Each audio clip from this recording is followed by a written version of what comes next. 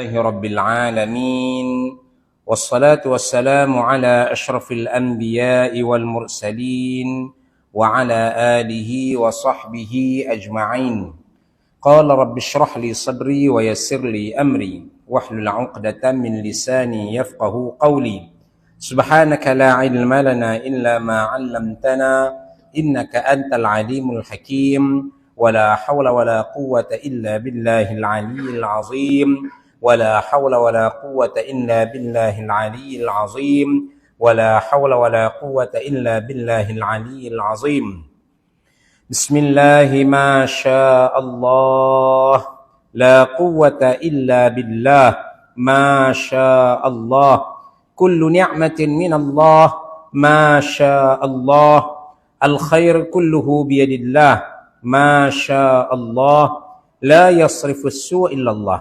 Alhamdulillah, syukur kita pada Allah Subhanahu wa taala di malam yang penuh rahmat dan barakah ini masih lagi diberi peluang kepada kita untuk sama-sama hadir dalam rumah Allah ini. Sama-sama kita tunaikan solat maghrib dan seterusnya sama-sama kita duduk dalam majlis ilmu mencari dan mengisi dada kita dengan ilmu-ilmu agama. Kita mohon dan kita harapkan daripada Allah Subhanahu wa taala agar menjadikan segala amal perbuatan kita ini sebagai ibadah yang akan mendapatkan ganjaran pahala daripada Allah Subhanahu wa taala insya-Allah. Jadi pada malam ni insya-Allah kita akan sambung lagi pengajian kita menggunakan kitab Hidayatus Sadikin fi Suluki Masrakin Muttaqin bagi mencari petunjuk pedoman untuk kita capai redha Allah Subhanahu wa taala. Dan insya-Allah pada malam ni kita akan selesaikan bahagian apa yang perlu dilakukan oleh seorang muslim bermula daripada bangkit tidur sampailah ke tidur semula. Ni kita duduk di bahagian terakhir dah ni.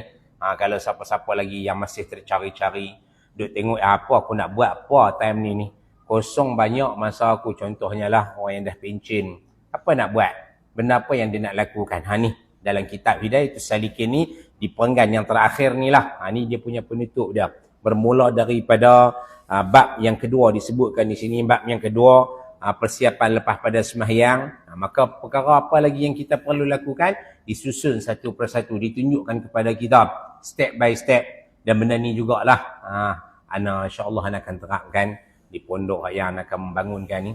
Bila mana duduk bersembang dengan guru ustaz di Derang, antara yang menjadi tarikan orang lama di Derang dulu antaranya Ustaz Khalid. Tak silap Ustaz Khalid. Dia bila duduk bersembang-bersembang dia, benda apa yang menjadi tarikan kepada diri dia untuk duduk di Derang. Dulu duduk di Kuala Lumpur, tapi bila kita duduk di Derang ni, benda apa yang jadi tarikan dia, sebab dorongan dia untuk pergi ke sana, di antaranya dia kata apa, bila mana dengar Syekh Nikmat almarhum, Syekh Rami almarhum cerita kata di Derang ni kita akan gunakan kitab Hidayatus Salikin sebagai panduan. Panduan ataupun istilah kata kita punya cara untuk kita jalani kehidupan sebagai seorang muslim. Cara tak langsung inilah mazhab kita ataupun ikutan kita, cara diary kehidupan kita. Ni dalam kitab Hidayatus Salikin menerangkan perkara-perkara ni. InsyaAllah pada malam ni kita akan sambung pada perkara yang terakhir, penggalan yang terakhir, adab-adab ketika mana hendak tidur. Kita dah baca dah ada lebih kurang 7 adab, dah kita huraikan sebelum ni. InsyaAllah pada malam ni kita akan sambung pada adab yang ke-8, niat pada ketika hendak tidur. Macam mana yang katakan niat pada ketika hendak tidur atas bangun pada tengah malam. Niat untuk bangkit semula, bangkit buat tahajud.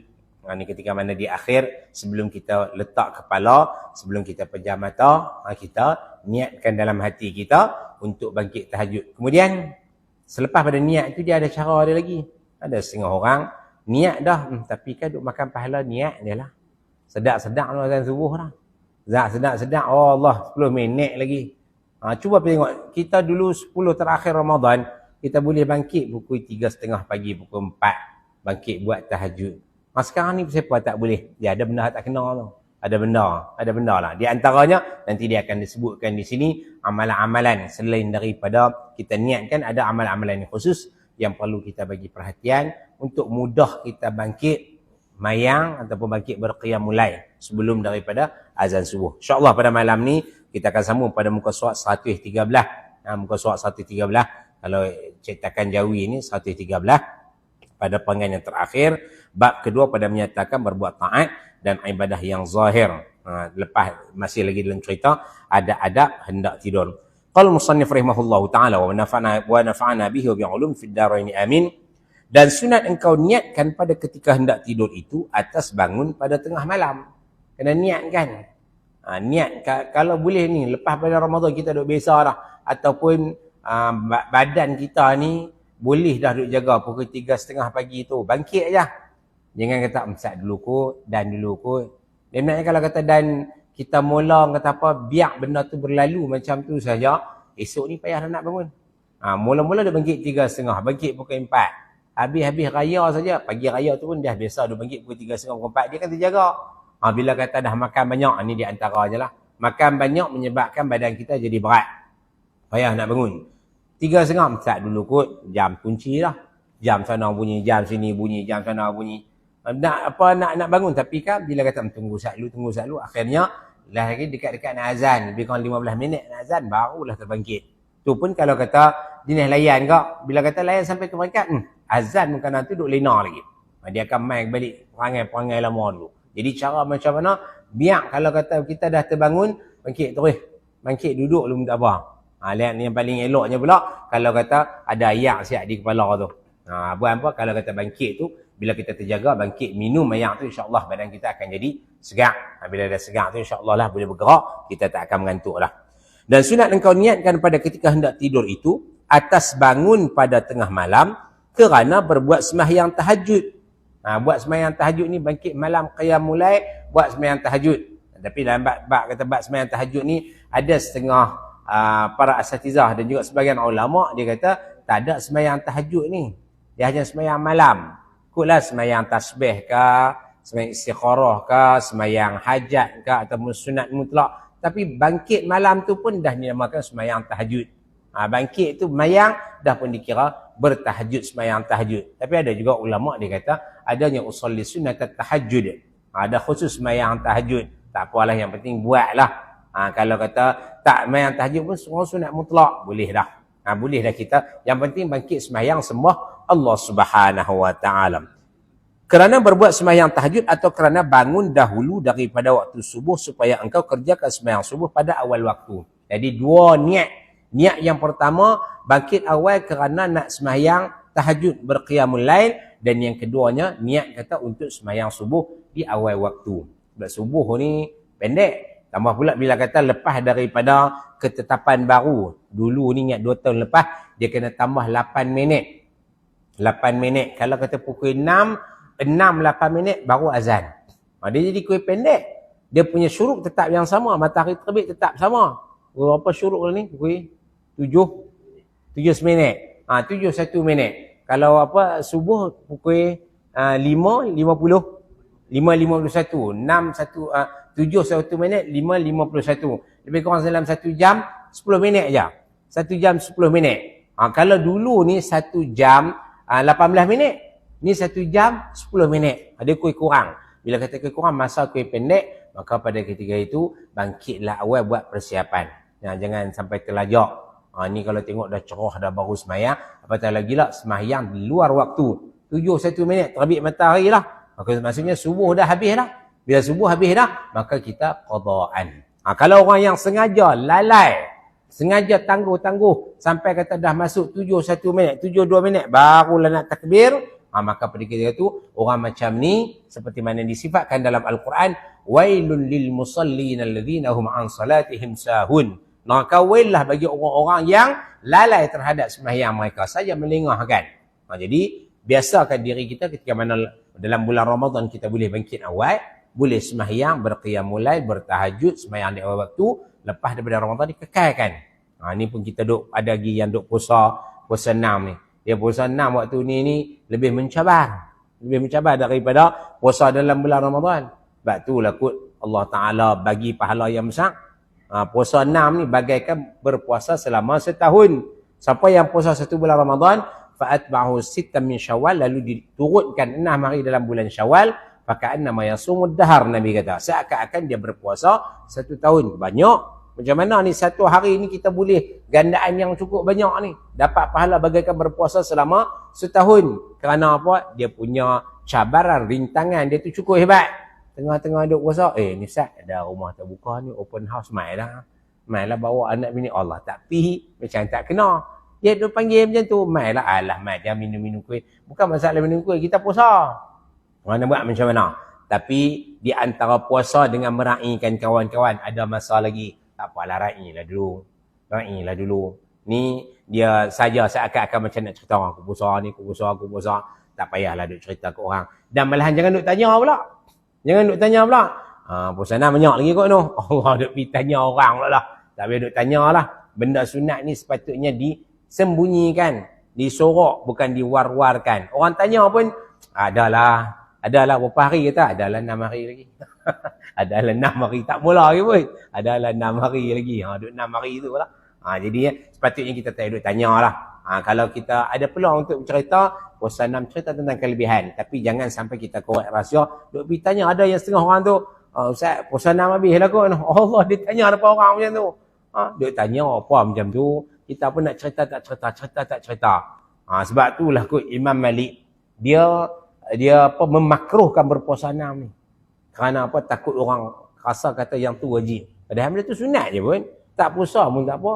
Jadi kalau kata orang lain pakat puasa, dia puasa tak puasa macam tak kena. Puasa kata wajib, dia pun puasa juga. Jadi tak capai maksud yang sebenar tu. Seeloknya tak perlu diwar-warkan, tak perlu diceritakan, tak perlu duk periuh kata kita puasa. Dan jangan kita bertanya pada orang lain berkenaan dengan puasa 6 ni. Sama juga dengan berqiyamul lail ni, kita berqiyamul lail bersendirian. Duduk di rumah masing-masing, buatlah berqiyamul lail masing-masing.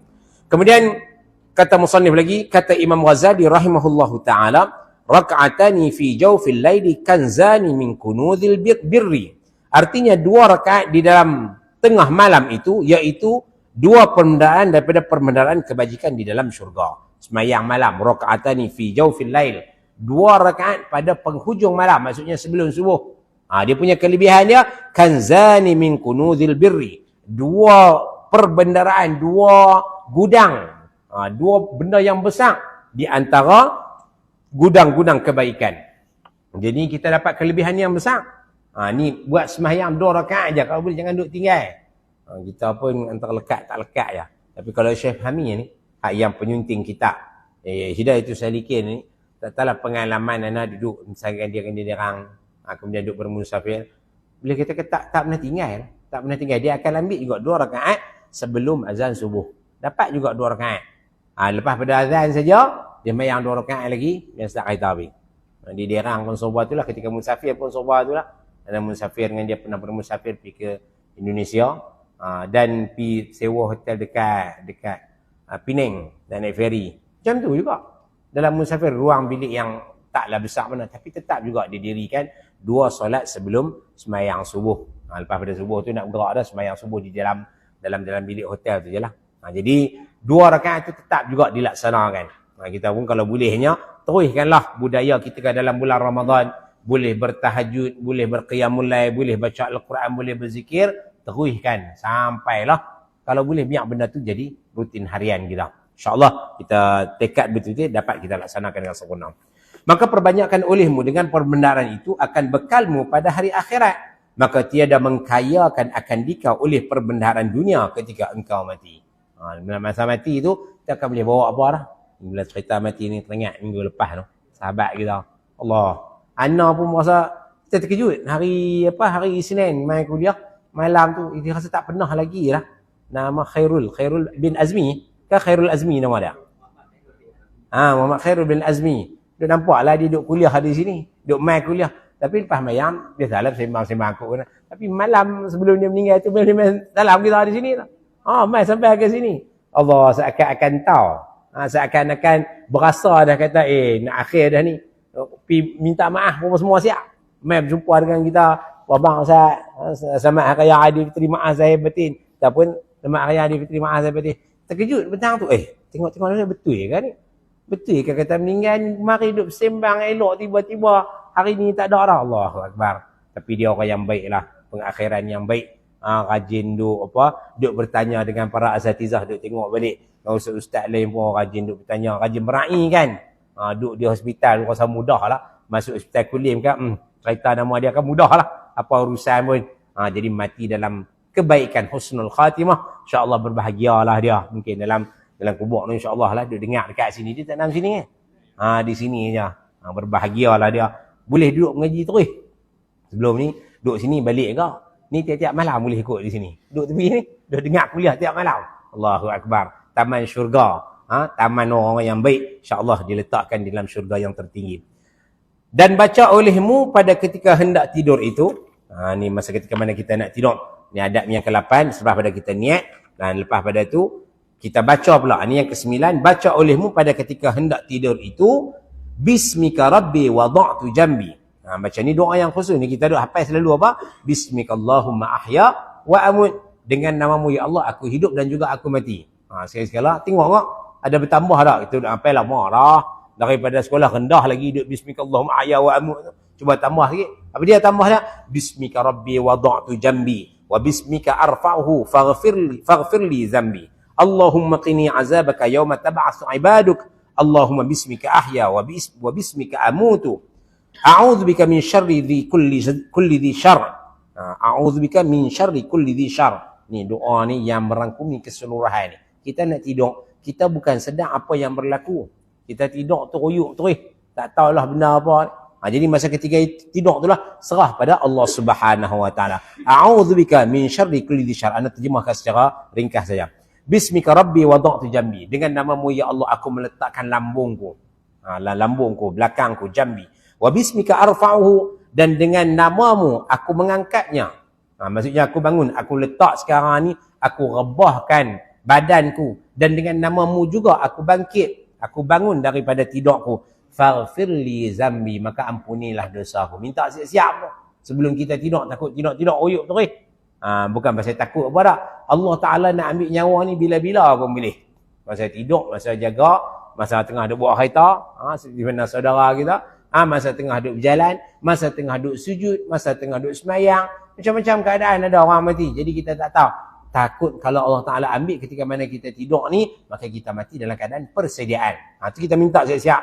Bismika Rabbi wada'tu jambi. Dengan namamu ya Allah, aku meletakkan lambungku. Wa bismika arfa'uhu. Dan denganmu juga aku angkatkan badanku ini, lambungku ini. Faghfirli zambi. Maka ampunilah dosaku. Allahumma qini azabaka yawma tab'asu ibadak. Ya Allah, jauhkanlah aku daripada azabmu. Yawma tab'asu ibadaka. Di hari diutuskan hamba-hambamu. Allahumma bismika ahya wa bismika amut. Ya Allah, dengan namamu lah aku hidup dan dengan namamu lah aku mati. Maksudnya matiku dan hidupku atas nama Allah, Allah, Allah. Itu kita dah buat pengakuan, kita bersumpah dengan nama Allah. A'udzubika min syarri kulli dhi syarr. Aku berlindung denganmu daripada kejahatan pada setiap yang memberi kejahatan. Perkara apa yang memberi kejahatan? Benda tak elok, binatang buah. Ada orang yang cuba nak hasad dengki. Ada orang cuba nak buat nayang dekat kita. Ataupun mai jin, iblis, syaitan yang cuba nak ganggu kita. Maka kita lindunglah dengan nama Allah Subhanahu wa taala. Wa min syarri kulli dabbatin anta akhidhun bi nasiyatiha. Dan daripada kejahatan setiap dabbah, setiap binatang ataupun benda bernyawa yang melata, yang berjalan, dabbah. Dabbah ni yang biasanya yang berjalan di atas kaki empat. Benda apa? Benda-benda yang kita tak tahu lah. Benda yang melata berjalan dengan kaki empat ni. Dabbah ni biasanya yang berjalan kaki empat. Tapi dalam ayat ni keseluruhan, sama ada kalajengking ke, sama ada yang jenis ulang ke, sama ada yang jenis lipan ke, ataupun yang jenis apa berjalan kaki dua, tak tahu benda apa yang mungkin memudaratkan kita, maka kita minta lindung dengan Allah Subhanahu wa taala. Wa min syarri kulli dabbatin anta akhidhun bi nasiyatiha. Kamulah ya Allah akhidhun bi nasiyatiha, yang memegang ubun-ubunnya.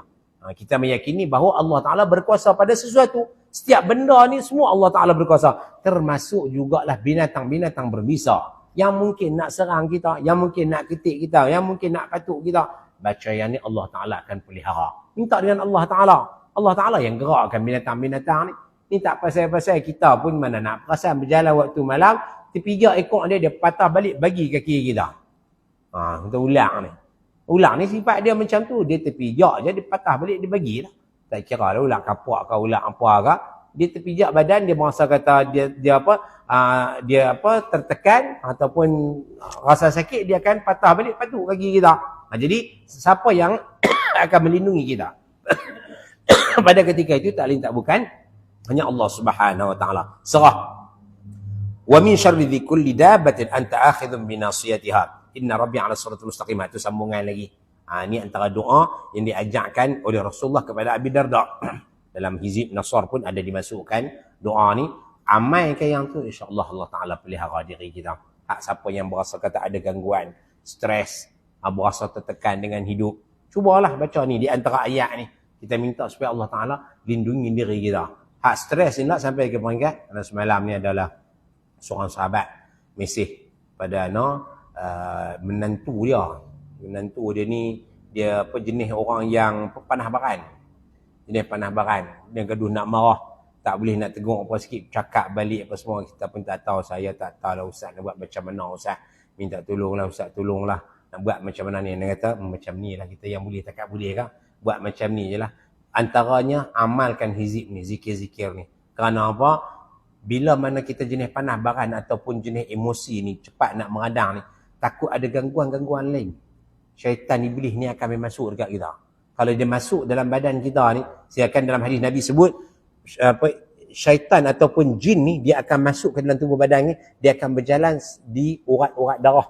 Dia akan berjalan di urat-urat darah ni. Bila kata dia berjalan ni, dia ganggu kita, dia kawal kita ni, sampai ke peringkat lah kali kalau kata dia duduk di belakang ni, di belakang ubun-ubun kita ni, belakang kepala kita ni, ketika mana dia duduk di belakang tu, maka jadilah manusia itu majnun. Majnun ni gila. Dia akan jadi sampai ke peringkat macam tu. Kenapa bila kata sahabat kita ni duk mesej, duk tanya tu, kenapa sebut macam tu lah, kena jaga ke bang. Takut kata sakut dia bawa pikuk lain. Takut jadi mental. Dia asal berpunca daripada panah baran. Tu mula sekali jaga diri kita, jangan sampai duk layan sangat perasaan, gaduh nak marah, gaduh nak hung, gaduh nak macam-macam lah. Akhirnya bila mana duk biasa macam tu, takutlah sekali dia akan terganggu, syaitan tu akan masuk, iblis akan masuk, dia akan ganggu kepala kita, di belakang kepala kita ni, lalu akan jadilah mental. Wal'ayazubillah. Dia jadi kunci dia, jangan sampai kita terganggu, kita dikuasai oleh makhluk yang lain. Banyak akan baca doa ni. Ini pun masa tidur. Wa min syarri dzik, wa min syarri kulli dabbatin anta akhidhun bi nasiyatiha. Kita tak nampak, kita tak tahu, minta dengan Allah Taala. Dan hebatnya doa-doa macam ni, zikir-zikir macam ni, sebut saja pun dia akan jadi pendinding. Itu hebat. Fikir dengan akal manusia memang tak lepas. Dinding kok mana? Kita biasa ada buat dinding, buat rumah, buat pagar, buat besi. Nampaklah tu dinding cara fizikal.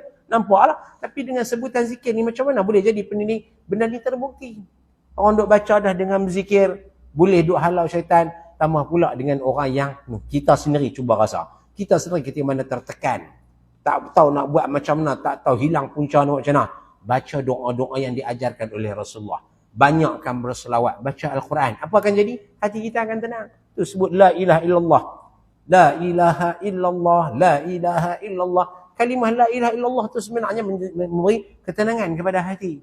Rasa anda pernah huraikan di sini rahsia kalimah la ilaha illallah sampai ke peringkat ada orang gunakan sebagai rawatan jiwa bagi orang yang hisap dadah, hak mana yang perangai akhlak tak elok ni, dirawat dengan kalimah la ilaha, suruh mati kuat, la ilaha illallah, la ilaha illallah, la ilaha illallah. Berubah. Asal dulu ni duk ketagih dadah, alhamdulillah boleh berhenti, tinggal benda tu, jalani kehidupan, malah berjaya dalam bisnes, boleh berjaya dalam bisnes. Asal dulu ni orang budak ni sampai ke peringkat kata, dia dengar ceritanya, masuk kampung pun orang gaduh nak cangkui tapak kaki dia tu orang. Nah, abang kata jahat sungguh. Jahat sungguh. Bila dengar kata dia ni balik saja, orang serabut perut lah. Dengar dah, mereka tu terlepas dah, mula dah. Nak cangkui buang tapak kaki dia tu. Punya benci sungguh. Dia rasa sebelum dia meninggal, alhamdulillah Allah Ta'ala beri kurnia hidayah kepada dia. Sebelum dia meninggal ni, semua orang pakat sayang dekat dia. Boleh bawa kebaikan, boleh masuk dalam kampung, semua orang pakat hormat dekat dia. Tapi mula berubah tu macam mana? Dengan kalimah la ilaha illallah. Kalimah la ilallah tu memberi kesan pada kita. Fikir dengan akal, mekuk mana sebut la ilallah beri kesan kepada tubuh badan kita, beri kesan kepada jiwa kita. Tapi hakikatnya benda itulah yang berlaku bila mana kita amalkan dengan penuh hadir hati kita dan juga khusyuk. Antal awwalu falaisa qablaka syai'. Kamulah yang pertama, engkaulah yang pertama ya Allah, falaisa qablaka syai', dan tiada sebelummu sesuatu pun. Wa antal akhiru falaisa ba'daka syai', dan engkaulah ya Allah yang paling akhir, tiada yang terakhir selepas daripada kamu. Maksudnya tiada awal bagimu dan tiada pengakhiran bagimu. Allahumma anta khalaqta nafsi wa anta tatawaffaha. Ya Allah, engkaulah yang menciptakan diriku dan engkaulah yang mematikannya. Laka mamatuha wa mahyaha. Bagi engkau segala-galanya, sama ada mematikan dia atau menghidupkan dia. Allahumma in amattaha faghfir laha. Ya Allah, jika engkau matikannya, matikan jiwa kita ni, itu kembali kepada nafsu kita ataupun jiwa kita. Sekiranya engkau matikan ia, faghfir laha, maka ampunilah ia. Wa in ahyaitaha fahfazha, dan sekiranya engkau hidupkan dia, maka peliharalah ia, bima tahfazu biha ibadakas salihin, seperti mana engkau memelihara hamba-hambamu yang baik. Kita minta pada Allah Subhanahu wa taala seperti mana dipelihara para alim ulama, para salafus salih, hidup mereka penuh dengan manfaat, hidup mereka penuh dengan ketaatan. Macam itulah kita minta pada Allah Subhanahu wa taala jaga diri kita seperti mana dipeliharanya orang-orang yang soleh, orang-orang yang baik. Allahumma inni as'aluka al-'afwa wal 'afiyah fid dunya wal akhirah. Ya Allah, aku mohon padamu kemaafan dan juga keafiatan, kesihatan pada tubuh badan di dunia dan juga akhirat. Allahumma ayqidhni fi ahabbis sa'ati ilaik. Ya Allah, kejutkan aku. Ni minta pada Allah Taala ni. Ni masa nak tidur ni, anda terjemah ni supaya kita faham juga apa isi kandungan makna daripada doa ni. Tak boleh bahasa Melayu pun tak apalah, bahasa Arab pun tak apa. Tak boleh bahasa Arab, bahasa Melayu pun tak apa. Terbalik dong. Orang tak ada bahasa Arab, dia bahasa Melayu. Bahasa Melayu, kalau boleh bahasa Arab, yang tu lagi sempurna. Sebab yang itulah yang diajarkan. Tapi kalau tak boleh bahasa Arab, bahasa Melayu pun boleh lah. Ni kita duk apa ni, kita duk terjemah ni, abang kata boleh nampak juga benda apa ni, ada bunyi-bunyi ni. Oh, hak ni permohonan macam ni, permintaan macam ni. Tapi mukadimah dia macam tu. Sebelum kita minta supaya Allah Ta'ala kejutkan kita di waktu yang kita nak bangun, kita baca doa ni dulu. Puji Allah Ta'ala, berserah diri kepada Allah Subhanahu Wa Ta'ala, minta Allah Ta'ala pelihara kita, minta Allah Ta'ala ampuni kita, berikan kepada keafiatan, kesihatan tubuh badan kita, barulah kita minta supaya Allah Ta'ala kejutkan kita. Allahumma ayqidhni fi ahabbis sa'ati ilaika. Ya Allah, kejutkanlah aku. Ayqizni maksudnya gerakkanlah aku. Ayqidh, iqaz, istiqaz ni bangun. Ayqidhni, ataupun sedarkanlah aku. Allahumma ayqidhni fi ahabbis sa'ati ilaika. Ya Allah, kejutkanlah aku pada masa yang paling aku suka untuk beribadah kepadamu. Fi ahabbis sa'ati ilaika. Ahabbis sa'ati ilaika maksudnya pada waktu yang engkau cukup-cukup suka. Hamba-mu bangun waktu mana? Bangun waktu mana? Waktu munajat ni. Kalau ikut Ustaz Hanafi Falak Syar'i tu, dia kata mula daripada pukul 1 tu boleh dah bangun. Kalau nak bermunajat pukul 1 tu boleh dah. Tidur awal. Lepas isyak tidur. Jangan duk keluar makan capati lah, nasi Arab lah, apalah. Tu terbalik tu. Hak tu tak kena gaya tu. Lepas pada isyak tidur terus tak apa. Lepas tu bangkit pukul apa? Bangkit pukul 1. Bangkit pukul 1. Ni memang hadis Nabi sebut macam tu. Kalau tengok dalam Sahih Bukhari, Nabi dia tak akan bercakap banyak lepas pada sembahyang isyak. Dan sebab itulah sembahyang isyak ni juga disunatkan, ditakhirkan kalau kata ada pengajian. Lewatkan sikit. Ada pengajian, lewatkan sikit. Dan lepas pada isyak, tak buat benda apa dah, melainkan tidur aja. Tidur awal. Contohnya pukul 9.30 boleh tidur. 9.30 pada lampu tidur dah. Boleh jaga pukul 1, insya-Allah. Bangkit ketika mana pukul 1 tu badan kita segar. Terutamanya pelajar-pelajar yang nak mengapai Al-Quran. Bangkit pukul 1 tu, telaah kitab ni. InsyaAllah masa tu dia masuk. Seakan-akan tu, baca sikit dia boleh faham. Mudah faham. Kerana apa? Waktu tu badan kita ni, otak kita ni, jiwa kita ni bersedia untuk menerima rahmat daripada Allah Subhanahu Wa Taala. Malahan rangsangan kepada kita untuk bangkit beribadah, buat kebaikan ketika mana pukul 1 lebih itu cukup banyak. Dalam hadis Nabi dia disebutkan berkenaan dengan kelebihan waktu sebelum daripada subuh. Sedangkan disebutkan dalam hadis Allah Subhanahu Wa Taala turun dekat dengan hamba dia dan diutuskan para malaikat ke rumah-rumah hamba-hamba ni, yang mana yang ada hajat maka tunaikanlah hajat dia, mana yang ada permintaan maka penuhilah permintaan dia. Siapa yang ada minta apa-apa, semua Allah Taala akan perkenankan. Kerana apa? Pada ketika itu waktu yang mustajab. Jadi bila tu kita pun tak tahu, Tapi kita minta pada Allah Ta'ala seperti mana dalam doa ni, Allahumma aiqizni fi ahabbis sa'ati ilaika. Ya Allah, kejutkanlah aku pada waktu yang paling engkau suka. Waktu mana? Waktu mana? Kalau pukul 2, pukul 3. Oh. Allah Ta'ala kalau kata hantar mai kita terkejut, kita terjaga tu, sebenarnya bukan saya saja tu. Tengah malam, terkejut tu bangkit sembahyang.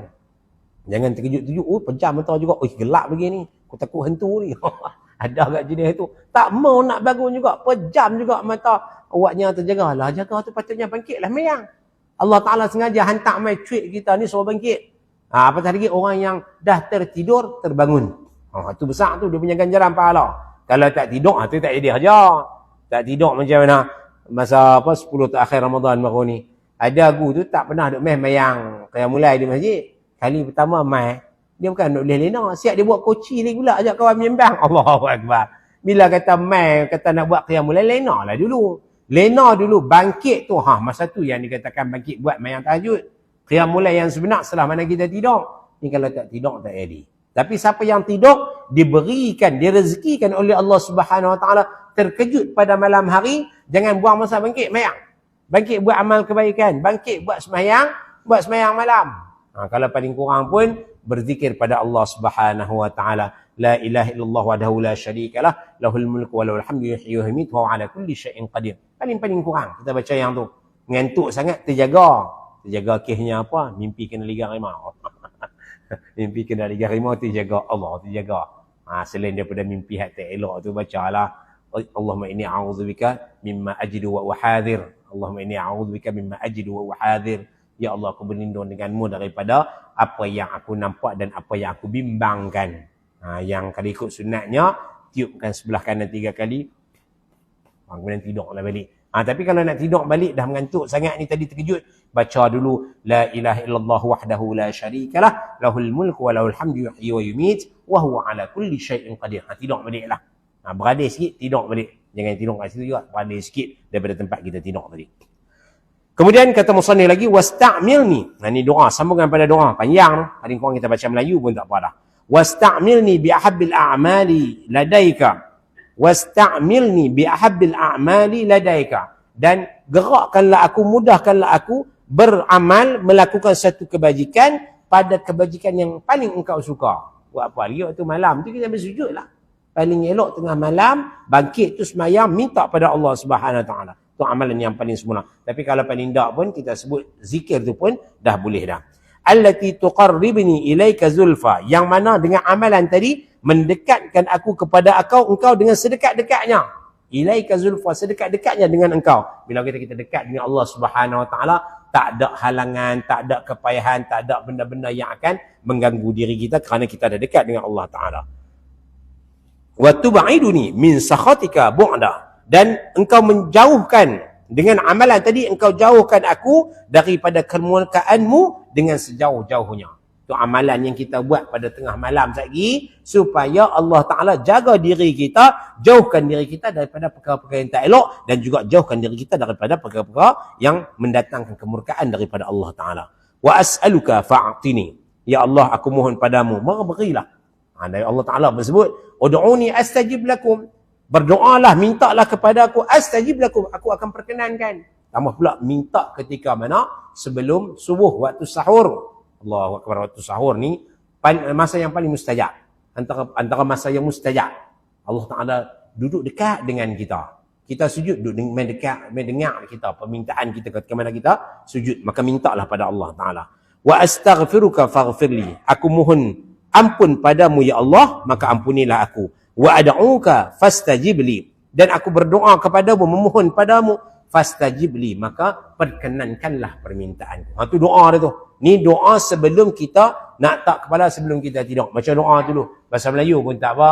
Ya Allah, aku serahkan seluruh jiwa raga padamu. Ya Allah, ampunilah dosaku. Ya Allah, aku letakkan badanku di atas tilam ini, di atas tempat tidurku, maka peliharalah dia, ampunilah dia. Ya Allah, sekiranya kebaikan untukku, ketika mana aku hidup, berikanlah kebaikan kepada aku. Ketika mana aku mati, ampunilah dosaku. Berilah keafiatan pada tubuh badanku. Ya Allah, ya Tuhanku, jagakanlah aku, peliharalah aku, kejutkanlah aku pada waktu yang paling engkau suka, dan berikanlah keringanan kepada tubuh badanku untuk aku lakukan amal kebajikan kepadamu. Itu minta pada Allah Subhanahu Wa Taala.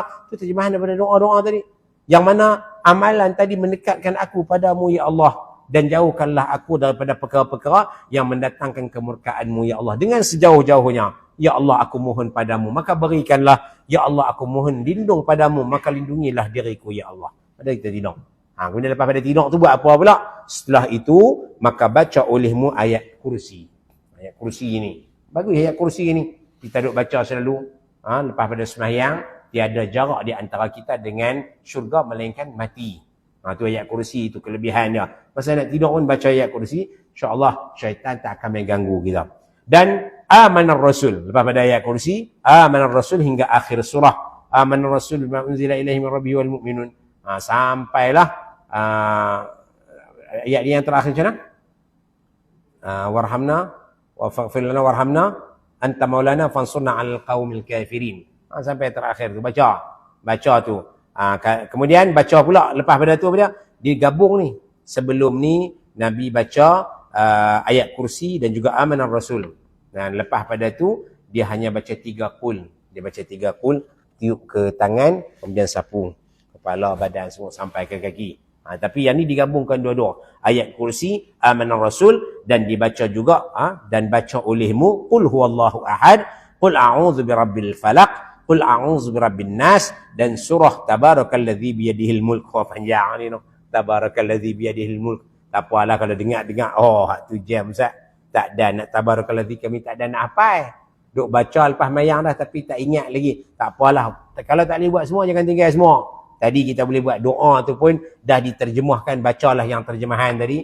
Kemudian baca ayat kursi, dah hafal dah. Amanar rasul kita dah hafal dah. 3 qul kita hafal dah. Tabarakallazi. Waktu tak hafal, tak apalah. Buat dekat mana yang boleh. Kalau kata ada Quran, duk di dekat kepala katil tu ada Quran, ada lampu kucing, buka baca dulu.